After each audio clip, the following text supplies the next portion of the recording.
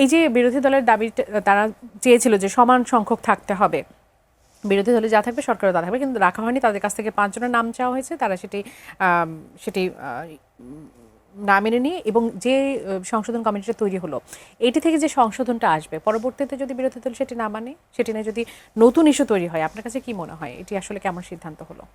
না, প্রথমত হচ্ছে সংবিধান সংশোধনের জন্য যে কমিটি, বিশেষ কমিটি করা হয়েছে, এই বিশেষ কমিটির করার জন্য যে ঐকমত্য থাকা দরকার, সে ঐকমত্য সরকারি দল ও বিরোধী দলের মধ্যে নেই। তাদের মধ্যে জুলাই সনদ, রাষ্ট্র সংস্কার বা সংবিধান সংশোধন অথবা জুলাই সনদ বাস্তবায়ন, গণভোট না জাতীয় সংসদ নির্বাচনের রায় কোনটি অগ্রাধিকার পাবে, পুরো বিষয়ে সরকারি দল ও বিরোধী দলের মুখোমুখি অবস্থানে তাদের মধ্যে কোনো ঐকমত্য নেই। সুতরাং এখানে সদস্য কজন এটা কিন্তু গুরুত্বপূর্ণ না। আর যদি ওখানে দেখেন, যেটি আমাকে একজন বিএনপির সংসদ সদস্যই বলেছিলেন, যে এই 12 জনের মধ্যে বিএনপির 7 জন, তারপরে 17 সদস্যের হলে বিএনপির 7 জন বা 8 জন, আর 17 সদস্যের হলে বিএনপি কিন্তু সংখ্যাগরিষ্ঠ হয় না এককভাবে, কিন্তু তাদের মিত্র দল থেকে অন্যদের নেওয়া হয়েছে, এমনকি ইসলামী আন্দোলন থেকেও একজনকে নেওয়া হয়েছে, ইসলামী আন্দোলন অথবা অন্য একটি দল থেকে।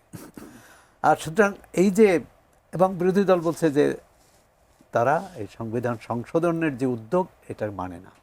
তার মানে তারা চায় যে বর্তমান যে সংবিধান আছে এই সংবিধান সংস্কার করতে হবে, সংবিধানের কাঠামো তারা বদলাতে চায়।